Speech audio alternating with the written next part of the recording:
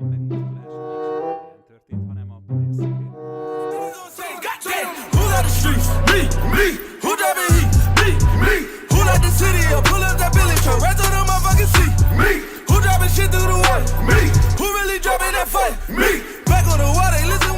bonjour tout le monde, bienvenue dans la quotidienne. Ouais, on le tient, le ramasseur de balles le plus thug du monde. Le petit gars, son but dans la vie, c'est de s'embrouiller avec toi. Bon, on est en Hongrie, c'était lors d'un match de coupe. Et franchement, ce petit, faut qu'il aille bosser à Tottenham avec José le Terrible. Voilà, il ferait un super duo tous les deux au bord de la pelouse. Match de Première Ligue hier avec la victoire 3-1 de Manchester City sur la pelouse de Wolverhampton. De Bruyne, Foden et Jesus sont les buteurs des Sky Blues. Record à l'occasion, tenez, de la deuxième journée de Première Ligue. 44 buts ont été marqués sur l'ensemble des 10 matchs. Ça nous donne une moyenne de 4,4 buts par match. C'est un record, hein, oui, depuis que la Première Ligue existe sous ce format, c'est-à-dire 1992. C'est simple, aucun match ne s'est terminé par un 0-0 ce week-end. Petite question du jour, du coup, les amis, est-ce que pour vous la Première Ligue est le meilleur championnat du monde aujourd'hui? C'est vrai que ça se bagarre souvent avec la Liga. D'ailleurs, Zidane, en conf de presse, souvent nous dit que pour lui, la Liga est le meilleur championnat du monde. Dites-nous ce que vous en pensez. Première Ligue, Liga, un autre championnat? Et suite et fin de la première journée de Serie A hier avec la victoire 2-0 de Milan face à Bologne avec un doublé pour le Z, évidemment. 2 buts pour le Suédois, 38 ans, qui met tout le monde d'accord dès la première journée de Serie A. En tout cas, c'est rassurant de voir qu'année après année, il reste au top sur le terrain et en dehors aussi, évidemment. Si j'avais eu 20 ans ce soir, j'aurais marqué 4 buts, pas 2, mais j'en ai 39. Bon, il en a encore 38, mais il se projette déjà. Et c'est la 22e saison consécutive que Zlatan marque un but dans un championnat professionnel. C'est assez exceptionnel. Bref, logiquement, on le retrouvera encore en MLS après, parce qu'il est loin d'être terminé. Et ça fait plaisir. Allez, c'est l'heure du football vrai, c'est l'heure du ballon. Enfin non, un peu de football faux. Ouais, avant le football vrai. Tu connais le football faux? Pas du tout. Incroyable de se dire qu'en 2020, il y a encore des joueurs professionnels qui tirent des pénaltys comme ça. Darko Lemaic.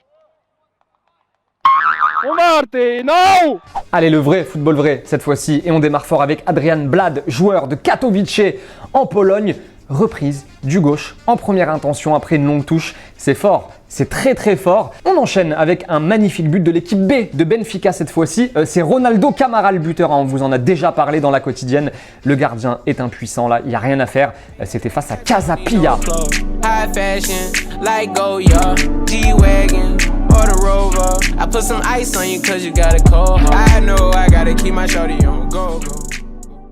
Et ça continue de s'exciter un petit peu partout, sinon sur le marché des transferts, évidemment. Aujourd'hui, c'est Luis Suarez qui fait la une partout en Espagne. Regardez, Marca, As, Le Mundo et Sport ont mis l'Uruguayen en première page, c'est assez rare. En gros, on nous explique qu'il est tout proche de signer son contrat de 2 ans avec l'Atlético Madrid. Mais aujourd'hui, on parle aussi de Luis Suarez pour de la triche supposée, oui, lors de son examen d'italien. Souvenez-vous, alors qu'il était courtisé par la Juve, en gros, il devait obtenir un examen d'italien pour pouvoir décrocher la nationalité et ainsi s'engager avec la vieille dame.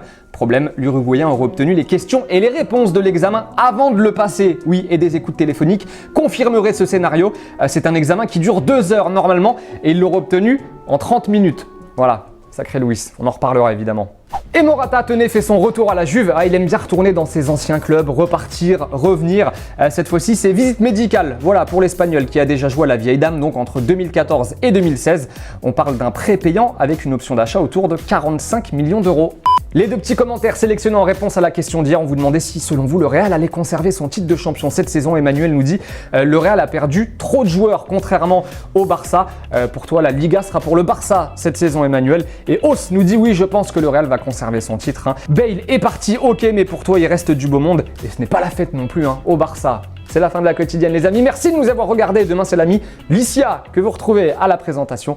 Nous, on se retrouve en fin de semaine. D'ici là, portez-vous bien. Et des images et de la musique, oui, pour se dire au revoir. Ciao!